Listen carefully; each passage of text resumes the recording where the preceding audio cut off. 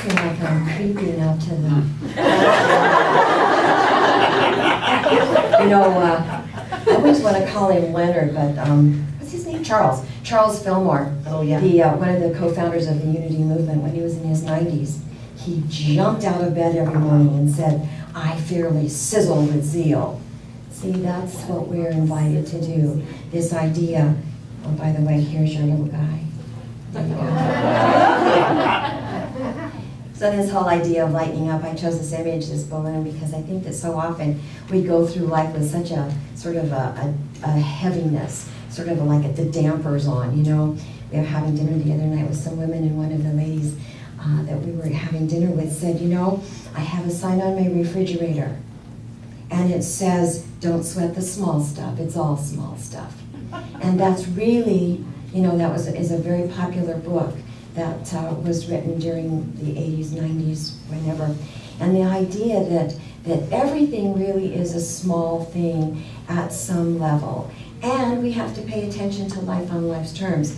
That's for sure. And so this idea of putting it on your refrigerator as a reminder, that's really important because we often forget.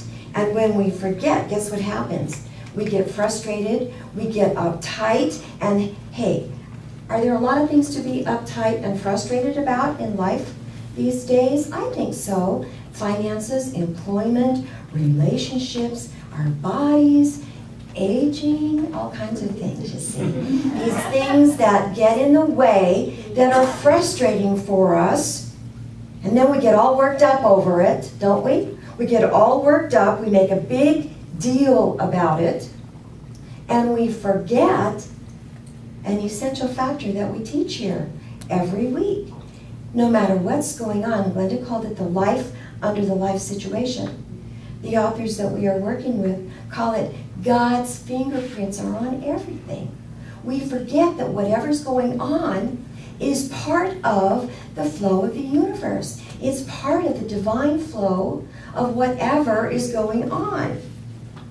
And what I know is a lot of times when we're in our life situation, whatever that is, we create our own emergencies. And we're creating our own emergencies because of our perception, because of how we are viewing it. See, we blow things way out of proportion. We get ourselves worked up into a frenzy.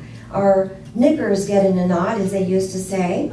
We awfulize things. We make everything a giant problem, right? Isn't that true? Not all the time, but sometimes this is how we go through our daily lives, you see. I love what Mark Twain said. He says, "I've known a great many troubles, but most of them never happened." We hold these ideas that life is just some giant emergency, see. One of our authors had a little piece in a paragraph that I loved. He said, "Even a stranger, you can walk up to anybody on any street, in any city, in any country, in any culture, on any continent, and say, 'I'm sorry to hear about your problem.'" And the likely response from whoever that person is, "Who told you?" See, we're running around, doesn't matter what color we are or what our culture looks like or how hot our continent is or whatever. Whatever it is, if somebody acknowledges we got problems, oh yeah, we do. We got problems. How'd you know? See, this idea. Now this is what I want to say. We have to acknowledge the human condition. We have to acknowledge that there is suffering, there is pain, there are sorrows. You know, the 10,000 sorrows go along with the 10,000 joys. Yes, we've got to acknowledge that, but when we get stuck in that, all of a sudden life isn't a whole lot of fun. We're not floating our balloon, so to speak, right? We're very heavy. So the challenge is that we have all these expectations. We want things to be a certain way. I do. I like things to be a certain way.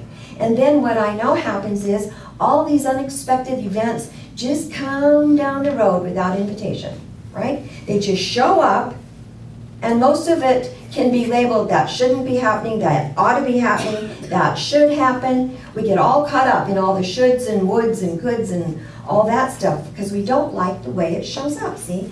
But our challenge is to live, to accept, to be with life on life's terms, as it is, the thusness of whatever is going on, and bring our radiance to that, whatever that is. I love this comment. Most of us fail to recognize the absurdity of much of what we think is important. I'm going to say that again. Most of us, at least once in our lifetime, will fail to recognize the absurdity of much of what we think is important. We make everything into a great big deal.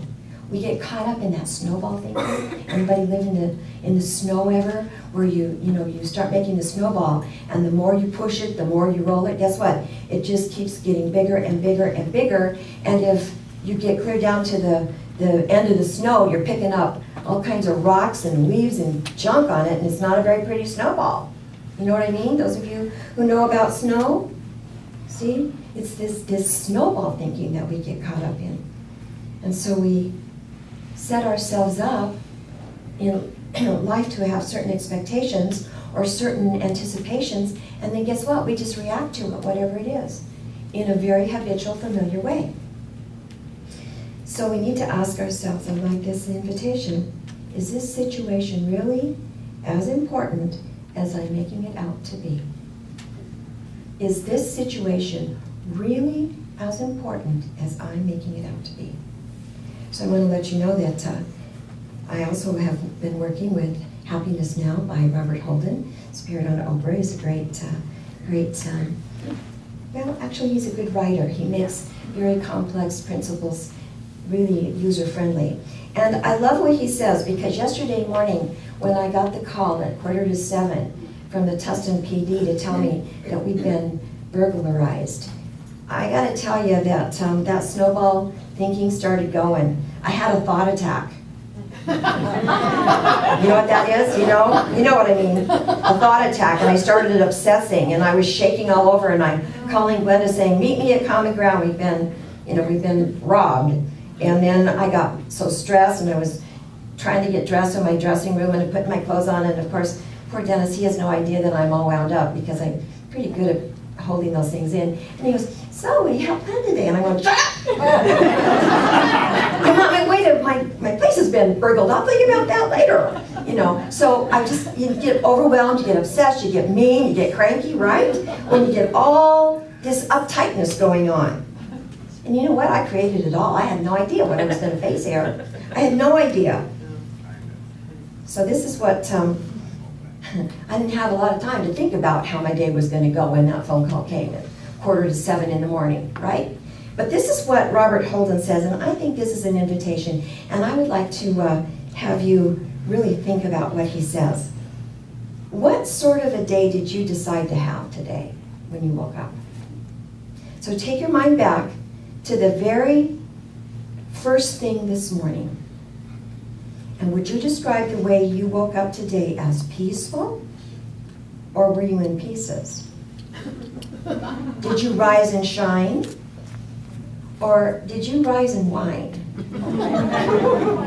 Do you ever find that the effort of waking up actually exhausts you for the rest of the day? How did you greet this new day?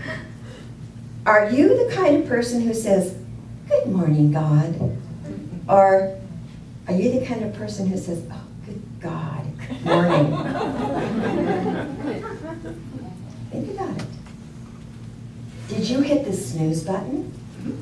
Most early morning decisions are about showers and makeup and clothes and food and time and activities.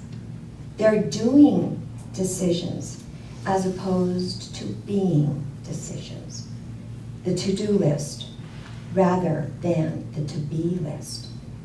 So think back to the first thing this morning and ask yourself, what sort of a day did I already decide that I'd have? I think that's a key question. That's a key question. So as I began to calm myself after I got that phone call from Tustin PD and drive down here and realize I have a mantra that I don't have to worry about anything because the energy of God goes before me and paves the way and makes it smooth and will make it all right. So I'm in my mantra around that. And I began to think about my talk, which I've been sort of thinking about all week, and this idea that, you know what, life is not an emergency. Life is not an emergency. Life is what it is, but it is not an emergency. Stuff goes on. So I have this on-the-spot invitation. Yesterday morning's a very good example of that, to change my relationship with whatever's going on in the moment. On the spot, right there, to lighten up, to float the balloon instead of, well, poke a hole in it, or decide to, hold it down and be heavy with it. I was interested in dressage this year for several reasons.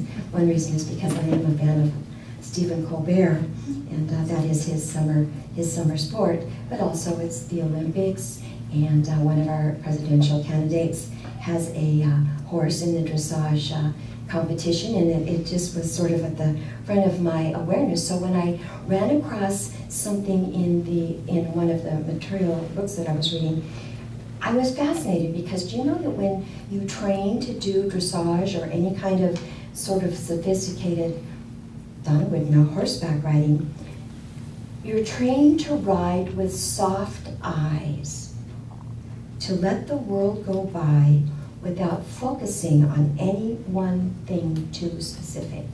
Now, I'm not sure why, because I don't know much about dressage, but the idea, I guess you could fall off your horse, or you can't make the jumps, or something happens if you're not getting the big view, if you're too laser pointed, this idea of the spotlight on life, instead of looking at your life experience with the floodlight, the big perspective, bringing more light to your situation, whatever that is, to bring soft eyes. That's what we did yesterday morning when we got here and saw the big mess. We actually were kind of being lighthearted. We lightened up, and I think the police officer was going, these are weird ladies. I suggested too bad the burglar didn't take one of our abundance candles with him on the way out.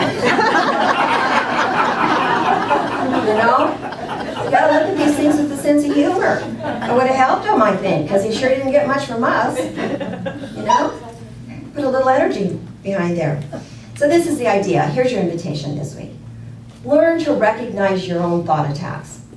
Learn to recognize those times when you start spinning and snowballing and getting things going where you're obsessing about whatever it is. Your money, your body, your relationships, your job, whatever. If you start noticing that you've got a thought attack around something, breathe, calm yourself down, bring yourself back to center, remember who you really are, remember that you have a choice about how your day is going to go, that you don't have to have a big deal perception about every iota of life. Take with you today the mantra, my life's not an emergency. My life is not an emergency. Remember, you get to decide, like Linda said, you get to decide what kind of day to have. You get to decide from the minute you open your eyes what this day is going to bring. Is it going to be heavy, or is it going to be light? You're going to float the balloon, you're going to poke a hole in it. This idea of, so often, especially in 12-step recovery, we hear, let go, let God. Our author says, let go and go on. Don't stay stuck in it, whatever it is. Don't sweat the small stuff. Don't sweat the small stuff. Lighten up. Take life easy. Allow it to be as it is. It's much more fun. So thank you for